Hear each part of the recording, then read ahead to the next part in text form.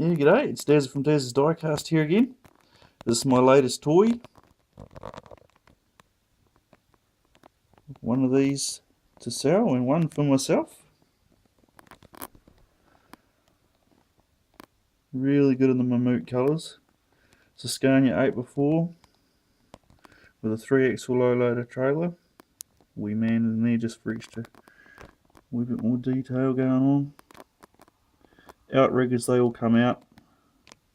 You can wind them down, and there's little wee pack of sleepers and stuff that can go under them if you want to set it up.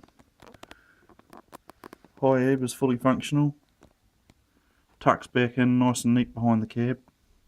Looks really good on display.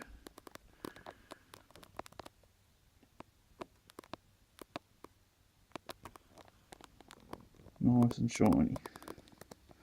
Comes with straps, hold the load on. Trailer, even though it's a bit hard to show here, is extendable, so you can carry bigger loads if you require. All the wheels are sprung.